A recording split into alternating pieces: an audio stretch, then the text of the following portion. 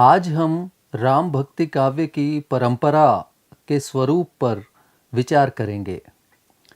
भारतीय संस्कृति में विष्णु के दो अवतार विशेषतः प्रतिष्ठित एवं लोकप्रिय हैं, कृष्ण और राम।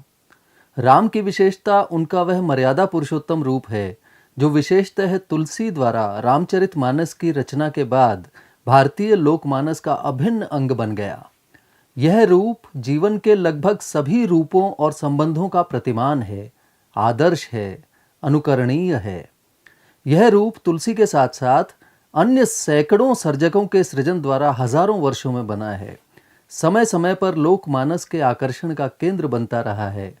यही कारण है कि राम कथा जगह जगह अनगिनत रूपों में प्रचलित रही है। राम कथाएं कितनी हैं, यह बताने वाली एक दंत कथा है। एक बार सिंहासन पर बैठे बैठे राम की अंगूठी उनकी अंगुली से निकलकर गिर पड़ी और जमीन को छेदती हुई कहीं चली गई। राम ने हनुमान को अंगूठी लाने का आदेश दिया। हनुमान छोटा रूप बनाकर उस छेद के भीतर गए। काफी दूर तक जाकर वे अंततः पाताल लोक में गिर पड़े। वहां उनको पकड़कर राजा के भोजन की थाली में सजा दिया गया।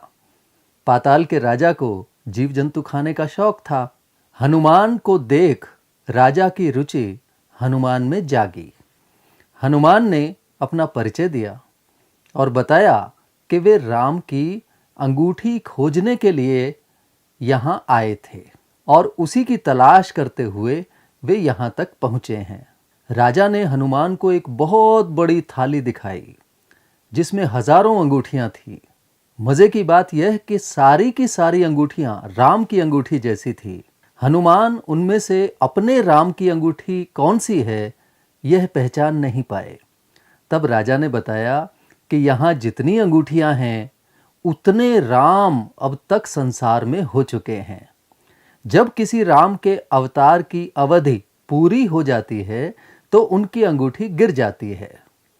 वे अंगूठियां कितने राम हुए यह तो बताती ही हैं, कितनी राम कथाएं हुई इसकी तरफ भी संकेत करती हैं। यदि एक एक राम की एक एक राम कथा मानी जाए तो कुल राम कथाएं कितनी होंगी इसकी कल्पना ही की जा सकती है। इसीलिए तुलसी ने कहा, नाना भांति राम अवतारा, रामायण सतकोटि अपारा। राम वस्तुतः भारतीय मिथक परंपरा के आदर्श पुरुष हैं। इतिहास में उल्लिखित होते तो वे और उनके वृत्त कब से प्रचलित हैं यह निश्चित रूप से कहा जा सकता था। इतना निश्चित है कि वे लोक संस्कृति को समय समय पर मुग्ध करते रहने वाले एक ऐसे लोक नायक हैं जिनकी कथाओं का अपना एक इतिहास है।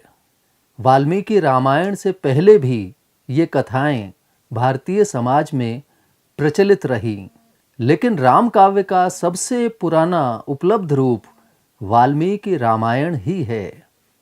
आदि कवि वाल्मीकि का आदि काव्य रामायण को कहा और माना जाता है। यह अनुमान लगाया गया है कि इसका रचना समय ईसा पूर्व 4वीं सदी रहा। ऐतिहासिक दृष्टि से इसकी सबसे महत्वपूर्ण विशेषता यह है कि यह भारतीय वाङ्मय में मनुष्य की अर्थवत्ता का सबसे पहला जय घोष है। इससे पहले देवताओं के चरित्रों पर काव्य रचे जाते थे। वाल्मीकि ने रामायण के रूप में नर काव्य की रचना परंपरा शुरू की। रविंद्रनाथ टैगोर ने अपने निबंध जिसका शीर्षक है भारतवर्ष में इतिहास धारा, उस निबंध में वाल्मीकि को उन्होंने नर काव्य परंपरा का प्रवर्तक कहा है, शुरू करने वाला। नर काव्य परंपरा अर्थात देवों की बजाय मनुष्य की महिमा का जयघोष करने वाली परंपरा। इस पर ध्यान दिया जाना चाहिए कि विष्णु का सर्वशक्तिमान रूप भारतीय जनमानस में उतना प्रतिष्ठित नहीं है जितना उनका मनुष्य रूप है। राम साधारण मनुष्य की तरह दुख सहते हैं, दुख के कारणों से संघर्ष करते हैं और अत्याचारी पर विजय पाकर लोक हित साधते हैं, अंततः उनका उद्देश्य लोकहित साधना है। वे कहते हैं, दैव संपादितो दोषो मानुषेण मया जितः। दैव ने मुझे मुसीबतों में डाला और मैंने अर्थात मनुष्य राम ने उन पर विजय पाई। इस विजय के पहले रचनाकार वाल्मीकि हैं।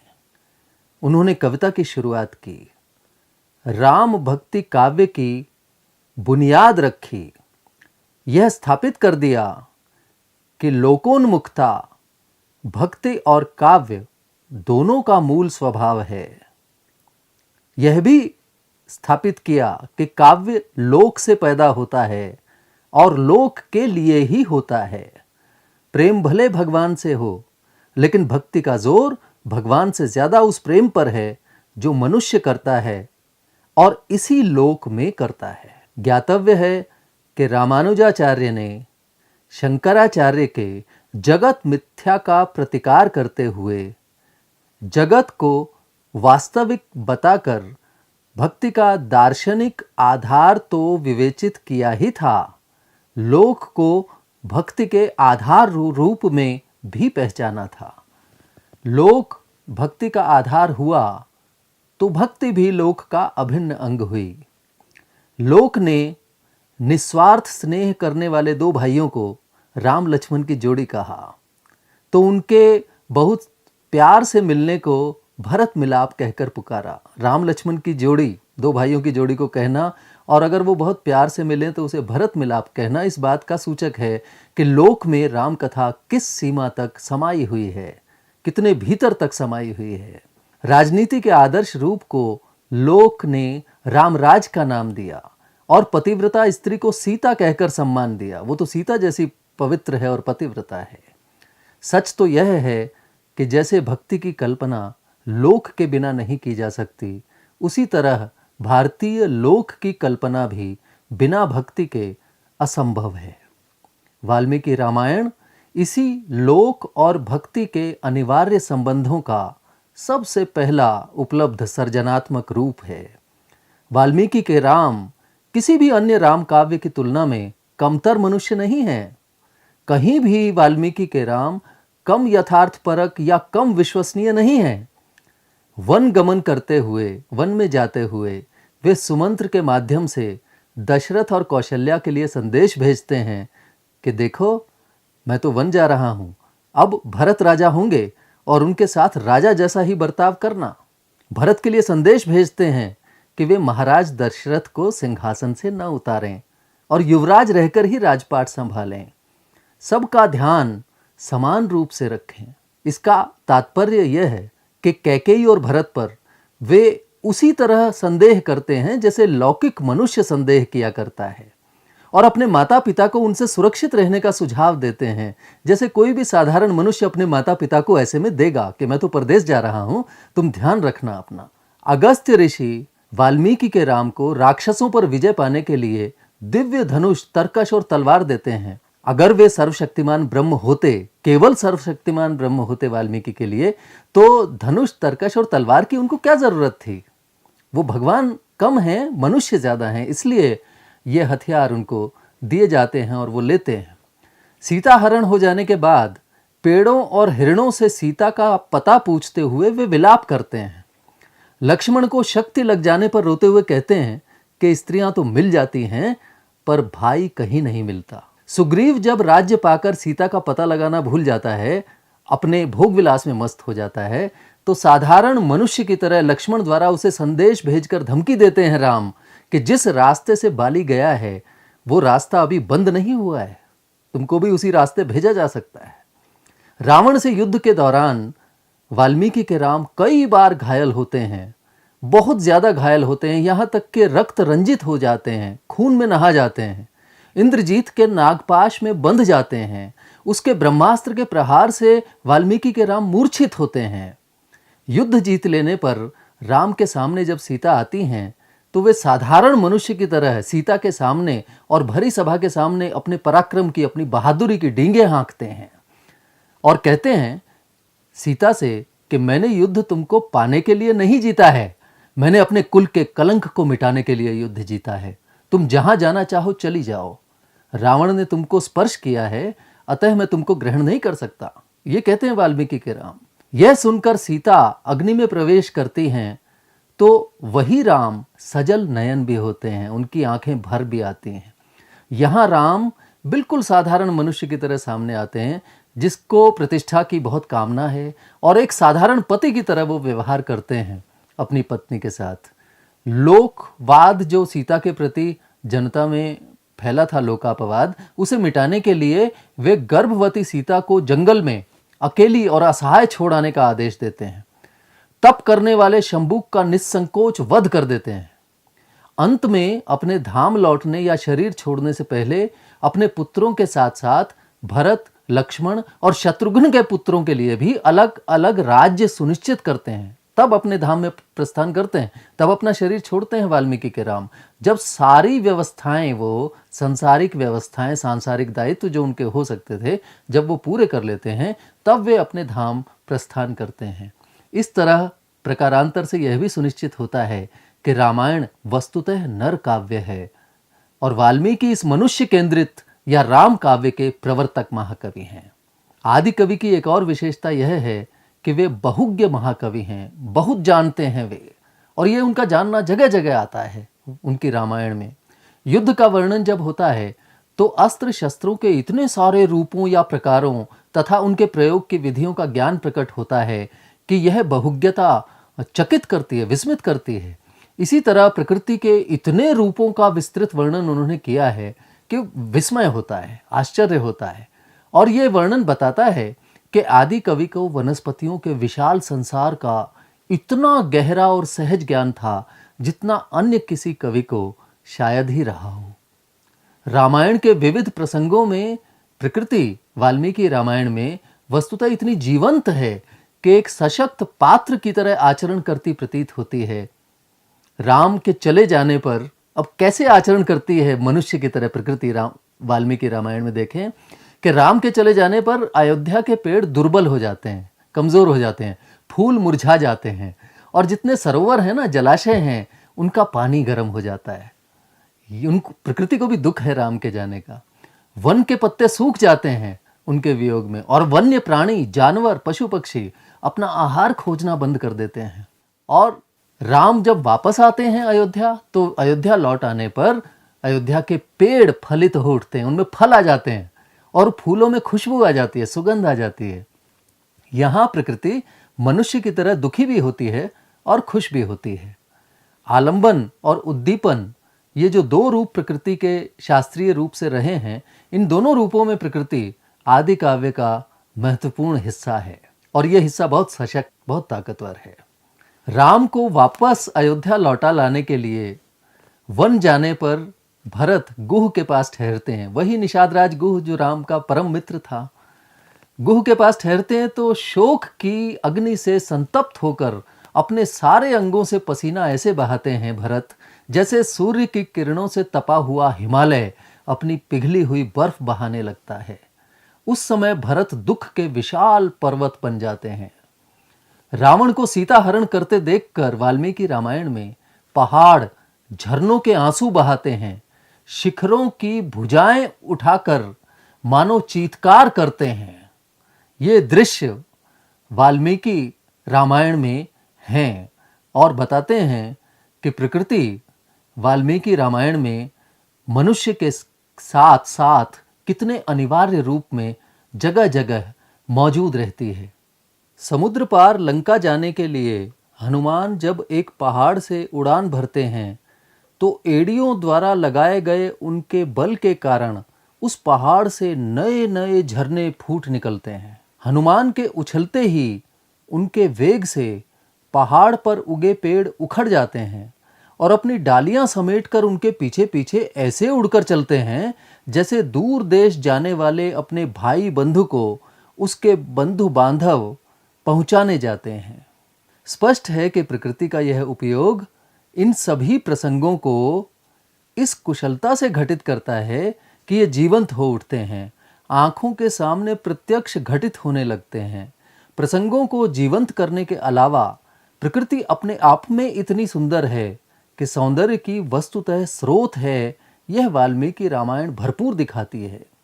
जंगल में हवा से पेड़ ऐसी लय के साथ हिलते हैं कि नृत्य करते हैं और भंवरों के गुंजार के रूप में गायन करते हैं। पंपा नामक झील का जहां वर्णन आता है, वहां अनेक रंगों के कमल के फूलों से संपन्न होने के कारण वो ऐसी दिखाई देती है कि जैसे बहुरंगा कालीन बिछा हुआ हो धरती पर, या तरह तरह की वेशभूषाओं से सुसज्जित युवती हो जो सुशोभित हो रही हो उस झील के रूप में। उसके आसपास के फूल कभी नहीं मुरझाते। कारण यह है कि वे फूल महर्षि मतंग के लिए कंदमूल आदि लाते हुए उनके शिष्यों के शरीर से गिरे पसीने की बूंदों से खिले हैं। गर्भ धारण के लिए मेघों की कामना रखकर आकाश में उड़ती हुई आनंदमग्न बलाकाओं की पंक्ति ऐसी जान पड़ती है मानो आकाश के गले में हवा से हिलती हुई सफेद कमलों की सुंदर माला लटक रही हो। संपाति बताते हैं कि जब वे जटायु के साथ सूर्य तक पहुंचने के लिए जा रहे थे तो बहुत ऊपर से नीचे देखने पर पर्वतों के कारण यह भूमि ऐसी जान पड़ती थी मानो इस पर पत्थर बिछाए गए हों, और नदियों से ढकी भूमि ऐसी लगती थी मानो उसमें सूत के धागे लपेटे गए हों। अयोध्या लौटते हुए राम के स्वागत में प्रजाजनों की सहस्रों अंजलियां खिले हुए कमलों की तरह उठ जाती हैं। प्रकृति का इतना संपन्न उपयोग बताता है कि वाल्मीकि को कविताई सिद्ध थी। यही कारण है कि उनकी रामायण का बाद के राम काव्य पर किसी न किसी रूप में इतना प्रभाव है कि इस प्रभाव के बिना किसी भी राम काव्य का होना लगभग असंभव था। आदि काव्य अथवा राम काव्य की लोक प्रतिष्ठा का एक परिणाम यह हुआ कि जैन और बौद्ध धर्म से जुड़े रचनाकारों के लिए भी राम कथा हृदयग्राही बनी। बौद्ध परंपरा के दशरथ जातक और अनाकम जातक में बुद्ध राम हैं, शुद्धोधन दशरथ हैं, महामाया कौशल्या हैं, यशोधरा सीता हैं, आनंद भरत हैं और सारिपुत्र लक्ष्मण हैं। दशरथ काशी नरेश हैं और उनकी 16,000 रानियां हैं। मुख्य रानी से उनकी 3 संतान हैं, राम, लक्ष्मण और सीता। दूसरी रानी से एक संतान है, भरत। दूसरी रानी भरत को राजा बनाने की तीव्र इच्छा से ग्रस्त है। इस कारण दशरथ को संशय होता है कि कहीं यह राम, लक्ष्मण और सीता को मरवा न दे। इस कारण वे तीनों को 12 वर्ष का वनवास देते हैं और तीनों हिमालय की ओर चले जाते हैं। वहां रावण द्वारा सीता हरण होता है, युद्ध होता है, रावण का वध होता है और तीनों की काशी वापसी होती है। राम का राज्याभिषेक होता है और राम सीता का विवाह होता है। वस्तुतः बुद्ध के महिमा मंडन के लिए जातक कथाओं में राम कथा का उपयोग भर किया गया है। भारतीय लोकमानस ने राम कथा के इस रूप को कभी स्वीकार नहीं किया। कमोबेश यही स्थिति जैन रामायण की है, जो स्वयंभू कृत पौमचर्यु, रविसेनाचार्य कृत पद्म पुराण और कलिकाल सर्वज्ञ श्री हेमचंद्राचार्य कृत त्रिषष्टि शलाका पुरुष चरित आदि अनेक रूपों में है। जैन मत के अनुसार ही वहां राम कथा को घटित किया गया है। उसके अनेक पात्र साधु या साध्वी दीक्षा लेकर जैनत्व की साधना करते हैं, अनेक मोक्ष प्राप्त करते हैं। राम, भरत, हनुमान, बाली, कैकेयी, कुंभकर्ण जिसका नाम भानुकर्ण है वहां पर, मेघनाद और मेघवाहन मोक्ष प्राप्त करने वालों में से हैं। इस युग के 20वें तीर्थंकर भगवान मुनि सुव्रत स्वामी के शासनकाल में राम हुए थे, ऐसा जैन रामायण बताती है। अनेक स्थलों पर जैन रामायण अपेक्षाकृत अधिक लौकिक और तार्किक भी प्रतीत होती है। जैन रामायण के अनुसार हनुमान वानर नहीं थे, बंदर नहीं थे, बल्कि विद्याधर मानव थे, मनुष्य ही थे। वो विद्याधर मनुष्य थे जिनका चिन्ह वानर का था। इसी प्रकार रावण भी राक्षस नहीं बल्कि राक्षस जाति के मनुष्य थे जैन रामायण के अनुसार। और महत्वपूर्ण यह भी है कि जैन रामायण के हनुमान एक शीघ्रगामी विमान के द्वारा समुद्र लांघ कर लंका जाते हैं, वे उड़कर नहीं जाते जैन रामायण में। और जैन रामायण में सीता अयोनिजा या भूमिजा नहीं है, वो खेत से पैदा नहीं होती, बल्कि वो जनक की औरस पुत्री है, अपनी पुत्री है। और सीता का जैन रामायण में भामंडल नामक एक भाई भी है। राम सीता के पुत्रों का नाम जैन रामायण में लव कुश न होकर लवण और अंकुश है। कौशल्या का नाम अपराजिता है और राम का नाम पद्म है। जैन रामायण के कुछ रूपों में दशरथ साधु दीक्षा लेने का निर्णय करते हैं और बचपन से बैरागी स्वभाव के होने के कारण भरत भी उनका अनुसरण न करें, यह आशंका कैकेयी को होती है। इसलिए वे दशरथ से एक ही वर मांगती हैं, भरत का राज तिलक। जैन रामायण में 2 वर नहीं मांगती, एक ही वर मांगती है, भरत का राज तिलक हो। भरत राजा बनना जब अस्वीकार कर देते हैं तो राम स्वयं वन गमन का निर्णय यह सोचकर करते हैं कि उनके जाने के बाद भरत राजा बनना स्वीकार कर लेंगे और पिता का वरदान सत्य सिद्ध हो सकेगा, उनका वचन सत्य सिद्ध हो सकेगा। अतः जैन रामायण में कैकेयी उतनी खल पात्र नहीं है, जैन रामायण में कैकेयी उतनी खल पात्र नहीं है और भरत भी उनके लिए अपमानजनक शब्द नहीं कहते। मंथरा का पात्र जैन रामायण में है ही नहीं। लोकापवाद को मिटाने के लिए सीता स्वयं वहां अग्नि परीक्षा देने का निर्णय करती है और उनके सतीत्व के प्रभाव से अग्निकुंड जलकुंड में बदल जाता है। इसके बाद वे साध्वी दीक्षा ले लेती हैं और साधना कर स्वर्ग में चली जाती हैं। राम भी अंत में साधु दीक्षा लेकर साधना करते हैं और परम लक्ष्य मोक्ष को प्राप्त करते हैं। राम को भारतीय मानस का भावनायक बनाने में जैन रामायण की अपनी भूमिका रही है। राम काव्य परंपरा में भवभूतिकृत उत्तर रामचरित का महत्वपूर्ण स्थान है। इसका आधार करुणा है। वाल्मीकि रामायण में जो महत्व प्रकृति का है उससे कम महत्व उत्तर रामचरित में करुणा का नहीं है। करुण रस का स्थायी भाव शोक है और राम का जीवन शोक से इस सीमा तक एकाकार है कि उसके बिना राम की चेतना का जैसे कोई अर्थ ही नहीं है। दुख संवेदना येव रामे चैतन्य माहितम मर्मोपधातिभिः प्राणैर्वज्र कीलायितम हृदय। राम में चेतना है तो केवल दुख की संवेदना के लिए। राम का दुख निरा व्यक्तिगत न होकर उदात्त दुख है। वे लोकनायक इसलिए हैं कि लोक का महत्व उनके लिए सर्वोच्च है। भवभूति के राम कहते हैं, स्नेहम दयाम च सौख्यम च यदि वा जानकीमपि आराधनाय लोकस्य मुंचतो नास्ति व्यथा। लोक की आराधना करने के लिए मुझे स्नेह, दया, सुख और यहाँ तक कि जानकी को छोड़ देने में भी कोई व्यथा नहीं होगी। राम जानकी को छोड़ तो सकते हैं परंतु इससे उनको निरंतर और भरपूर व्यथा होती है। कितनी होती है इसका ठीक ठीक अनुमान तक लगाना असंभव है। यह व्यथा वे लोकाराधना के लिए चुनते हैं। लोकनायक होने की पूरी पूरी कीमत चुकाते हैं वे, इसीलिए उनके रूप में लोक का अनन्य आदर्श प्रत्यक्ष होता है। भवभूति के राम वाल्मीकि के राम से ज्यादा करुणावान हैं। अपने राज्य में ब्राह्मण पुत्र की अकाल मृत्यु हो जाने पर वाल्मीकि के राम तप करते शंबूक के पास पहुंचते हैं और उससे तप का उद्देश्य पूछते हैं। वह सच बताते हुए जैसे ही कहता है कि मुझे शूद्र जानो, मेरा नाम शंबूक है, वैसे ही राम म्यान से चमकदार तलवार निकालकर उसका सर काट लेते हैं। भाषा तस्तस्य शूद्रस्य खड्गम सुरुचिर प्रभम निष्कृष्य कोशाद्विमलम शिरश्छेद राघवः।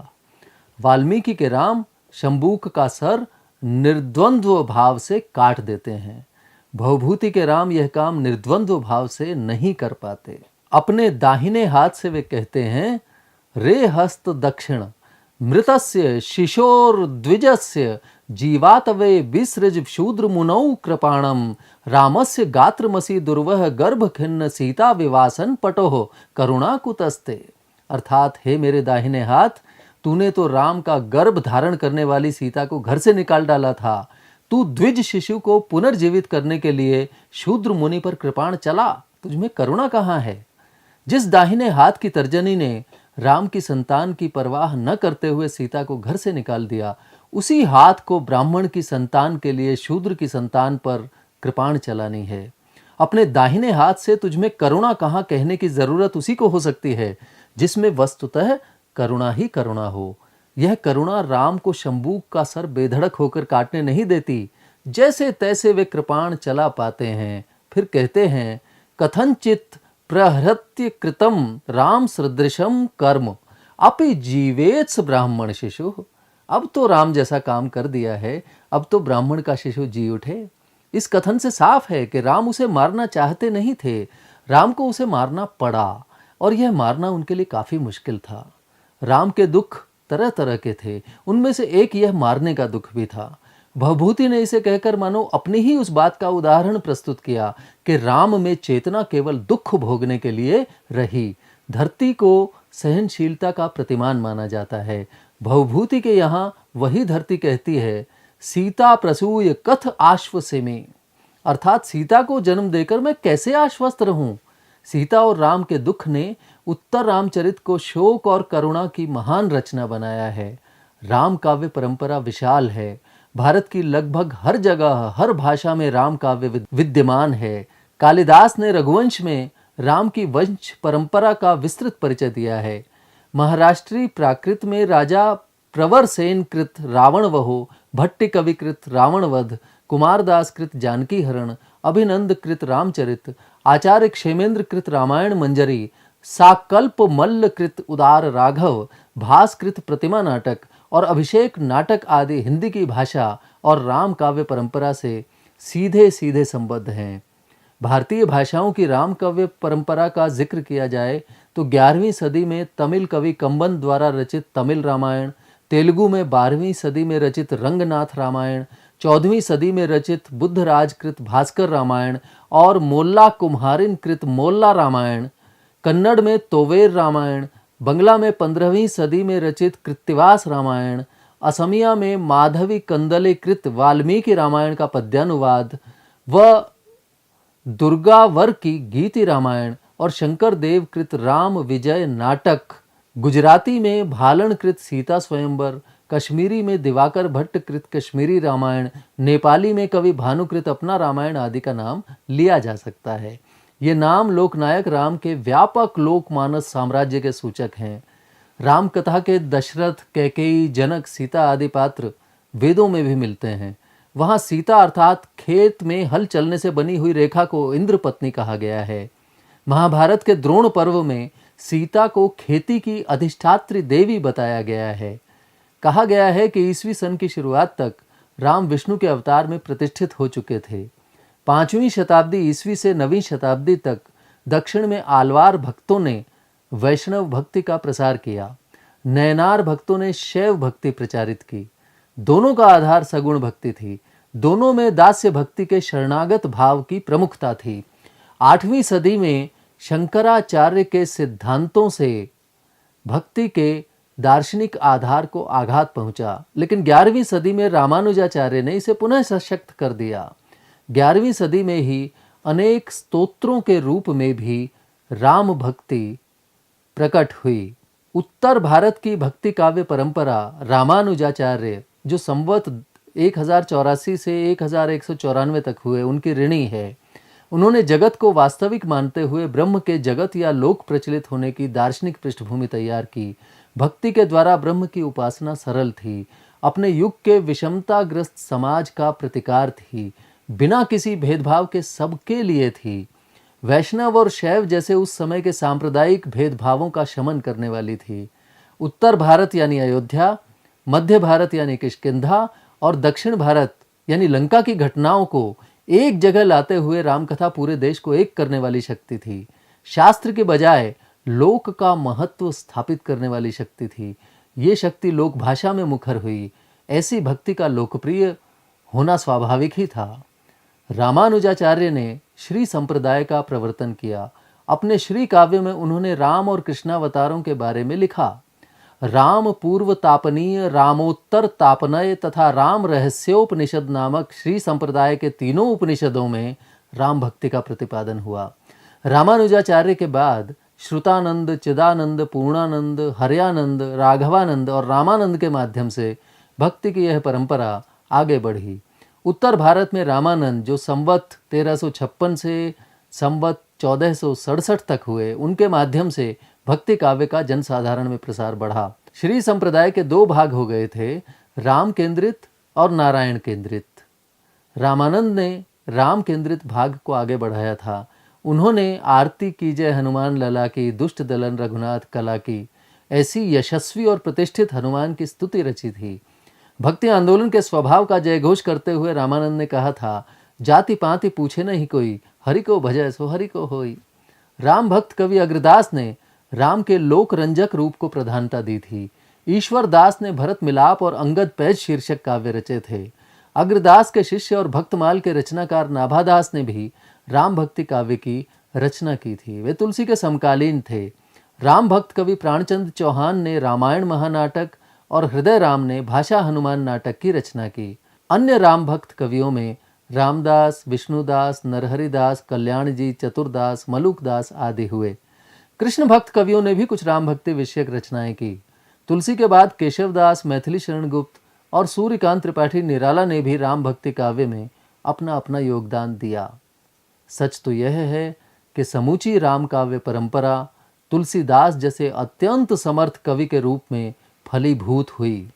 रामचरितमानस, कवितावली, गीतावली, विनय पत्रिका आदि अनेक रचनाओं के द्वारा उन्होंने राम को मर्यादा पुरुषोत्तम या मनुष्यता के आदर्श रूप में लोकमानस की शिला पर अमिट रूप से अंकित कर दिया। आचार्य विश्वनाथ प्रसाद मिश्र के अनुसार रामलीला की परंपरा का प्रवर्तन भी तुलसी ने ही किया था। तुलसी वस्तुतः राम भक्ति काव्य के अप्रतिम कवि हुए। उनसे पहले भी राम भक्ति काव्य की रचना हुई और बाद में भी, परंतु लोकमानस में जितना घर रामचरितमानस ने किया उतना और कोई राम भक्ति काव्य कृति न कर सकी। उसे राम भक्ति काव्य परंपरा का फल भी कहा जा सकता है और कोई भी परंपरा अपने फल के रूप में ही सार्थक हुआ करती है। धन्यवाद।